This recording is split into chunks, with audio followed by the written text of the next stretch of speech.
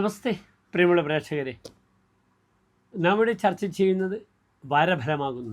വാരഫലത്തിൽ നാം ചർച്ച ചെയ്യുന്ന ഈ വാരം 1201 ഇടവമാസം 26-ാം തീയതി മുതൽ 32-ാം തീയതി വരെയുള്ള ഒരു ആഴ്ചക്കാലം, അതായത് 2026 ജൂൺ 9 മുതൽ 15 വരെയുള്ള സമയം. ജൂൺ 15 കഴിഞ്ഞാൽ പിന്നെ മിഥുന മാസമായി. ഇവിടെ ഇടവമാസത്തിലെ അവസാനത്തെ വാരത്തിൻ്റെ ഫലമാണ് നാം ചർച്ച ചെയ്യുന്നത്. പ്രിയമുള്ള പ്രേക്ഷകർക്ക് വാരഫലത്തിലേക്ക് സ്വാഗതം. ഇവിടെ നാം ഈ വാരഫലം ചർച്ച ചെയ്യുന്ന ഈ ദിനത്തിൽ ഗ്രഹസ്ഥിതിയും കൂടി നമുക്ക് ചിന്തിക്കാം. മേടൻ രാശിയിൽ ചൊവ്വയും, ഇടവൻ രാശിയിൽ ആദിത്യനും, മിഥുൻ രാശിയിൽ ബുധനും, കർക്കിടകത്തിൽ വ്യാഴവും ശുക്രനും, ചിങ്ങൻ രാശിയിൽ കേതുവും, കന്നി രാശിയിൽ ഗുളികനും, കുംഭൻ രാശിയിൽ രാഹുവും, 12-ാം രാശിയിൽ അവസാനത്തെ രാശി അന്ത്യരാശിയിൽ ശനിയും ചന്ദ്രനുമാകുന്നു. ഓരോ രാശിക്കാരുടെയും എപ്രകാരമാണ് ശുഭാശുഭ ഫലങ്ങൾ എന്ന് നമുക്ക് ചർച്ച ചെയ്യാം. ഇവിടെ ഈ വാരഫലം ചർച്ച ചെയ്യുന്ന ഘട്ടത്തിൽ ശുക്രൻ മാത്രമാണ് കർക്കിടക രാശിയിലേക്ക് മാറിയിരിക്കുന്നത്. മറ്റ് ഗ്രഹങ്ങൾക്ക് വലിയ മാറ്റങ്ങളൊന്നും ഇല്ല. വ്യാഴം ജൂൺ 2-ാം തീയതി തന്നെ കർക്കിടകത്തിലേക്ക് തന്നെ ഉച്ചനക്ഷത്രത്തിലേക്ക് വന്നു കഴിഞ്ഞു. പിന്നെ ചന്ദ്രൻ മീനൻ രാശിയിലാണ്. ഇത് ചർച്ച ചെയ്യുമ്പോൾ, ഈ വാരഫലം ചർച്ച ചെയ്യുന്ന സമയത്ത് ഉത്രട്ടാതി നക്ഷത്രത്തിലാണ് ഞാനിത് ചർച്ച ചെയ്യുന്നത്.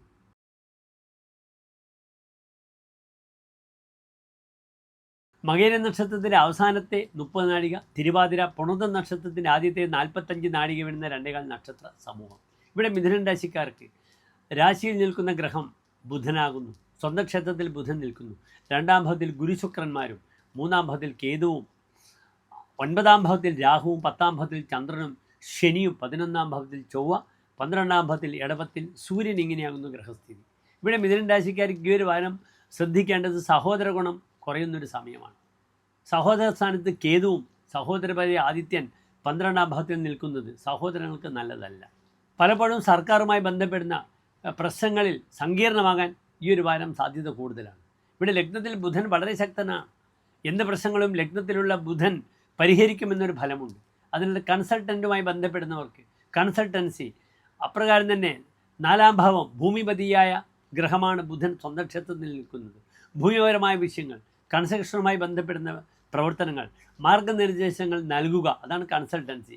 ഇവർക്കൊക്കെ തന്നെ ഈ ഒരു വാരം വളരെ സാമ്പത്തികമായ ഗുണത്തെ പ്രദാനം ചെയ്യും. ഇവിടെ 2-ാം ഭാവത്തിൽ ധനസ്ഥാനത്ത് നിൽക്കുന്ന ഗ്രഹവും ഗുരുശുക്രന്മാരുടെ യോഗമാണ്. ഫാമിലി ലൈഫ്, കുടുംബത്തിൽ സമാധാനം, വിവാഹചിന്ത വളരെ നന്നായി ചെയ്യുവാൻ പറ്റുന്ന വാരമാണ്. അതിനുവേണ്ട മുന്നൊരുക്കങ്ങൾ നടത്തുക. ലഗ്നത്തിലെ ബുധൻ തന്നെ പല കാര്യങ്ങൾക്കും തനിക്ക് ഒരു പ്രാധാന്യം വരും.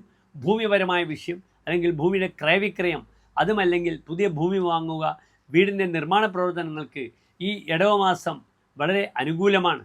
ഏതാനും ദിവസങ്ങൾ മാത്രമേ ഉള്ളൂ. മിഥുനമാസത്തിൽ നമുക്ക് വീടിന് കുറ്റിയടിക്കില്ല. അത് കോൺമാസമാണ്. വാസ്തുപുരുഷന് ഉറങ്ങുന്ന മാസങ്ങളാണ് കോൺമാസങ്ങൾ. എന്തൊക്കെയാണ് കോൺമാസങ്ങൾ? മിഥുനം, കന്നി, ധനു, പിന്നീട് മീനം. ഈ 4 മാസങ്ങളിലും വാസ്തുപുരുഷൻ നിദ്രയിലായിരിക്കും. അതുകൊണ്ട് നമ്മുടെ നാട്ടിലുള്ള നല്ല സ്ഥപതികൾ, കുറ്റിക്കാർ ഒരിക്കലും ഈ മാസങ്ങളിൽ ഒരിക്കലും കുറ്റിയടിക്കാറില്ല. അവർ വാസ്തു കറക്ഷൻസൊക്കെ ചെയ്യും. എൻ്റെ ഗുരുനാഥൻ ഈ വിഷയത്തിൽ വളരെ കർക്കശക്കാരനാണ്. ശ്രീ കാവിൽ പുരുഷോത്തമൻ. അദ്ദേഹം കുറ്റിയടിക്കുമ്പോൾ ഒരിക്കലും ഈ കോൺമാസങ്ങളിൽ അദ്ദേഹം കുറ്റിയടിക്കാറില്ല. ചില ധർമ്മദൈവങ്ങളെ തങ്ങളുടെ പിതാക്കളുടെ ആ ഒരു ശ്രേയസ്സിനെ, അവരുടെ ആ പാരമ്പര്യത്തെ ഫോളോ ചെയ്യുന്നവർ ഈ രീതിയിലാണ് ചെയ്യുക. ഞങ്ങൾ ജ്യോതിഷികൾ തന്നെ അമാവാസി ദിവസം ജാതകം നോക്കാറില്ല. അപ്രകാരം തന്നെ സംക്രമ ദിവസവും ജാതകം നോക്കാറില്ല. അത് ആ സമയത്ത് ഗ്രഹങ്ങൾ വളരെ സംക്രമിക്കുന്ന സമയമാണ്. അല്ലെങ്കിൽ കർത്തവാവിൽ ചന്ദ്രൻ വളരെ ദുർബലമാണ്. ഈ ദിവസങ്ങളിലാണ് സാധാരണ ജ്യോതിഷികൾ കവടി വെക്കാതിരിക്കുക. പല ജ്യോതിഷികളും വെള്ളിയാഴ്ച അല്ലെങ്കിൽ ചൊവ്വാഴ്ചയൊക്കെ ജാതകം നോക്കാറില്ല. അങ്ങനെയുമുണ്ട്. ഏതായാലും സഹോദര വിഷയങ്ങൾ ശ്രദ്ധിക്കുക. പ്രിയപ്പെട്ട സഹായികളെ കൊണ്ട് ബുദ്ധിമുട്ടില്ലാതെ നോക്കുക. മിഥുന രാശി എല്ലാവരെയും സ്വീകരിക്കുന്നൊരു രാശിയാണ്. ക്ലീബേരിയാദി രതിം എന്നൊരു ഫലം പറഞ്ഞിരിക്കുന്നു. എല്ലാവരുമായി സൗഹൃദം സ്ഥാപിക്കും. പലപ്പോഴും ഭോഗാസക്തരായിരിക്കാം. മറ്റുള്ള ആളുകളെ സൽക്കരിക്കാൻ വളരെ താല്പര്യമുള്ള രാശിക്കാരായിരിക്കും മിഥുനം രാശിക്കാരെന്ന് നിങ്ങൾക്കറിയാം. ഏതായാലും വലിയ ബുദ്ധിമുട്ടുകളൊന്നുമില്ല. ഇവിടെ ശിവക്ഷേത്രത്തിൽ കൂവളമാല ജലധാര വഴിപാടായി സമർപ്പിക്കുന്നത് നല്ലത്. ചില കേസുകളിലൊക്കെ പെടാതെ തനിക്ക് മുന്നോട്ട് നീങ്ങാം. മറ്റ് എല്ലാ ഗ്രഹങ്ങളും നല്ല സ്ഥാനത്താണ്. ഇവിടെ പരിവർത്തന യോഗമുണ്ട്. ചന്ദ്രൻ മീനൻ രാശിയിൽ നിൽക്കുന്നു, വ്യാഴം കർക്കിടക രാശിയിലും.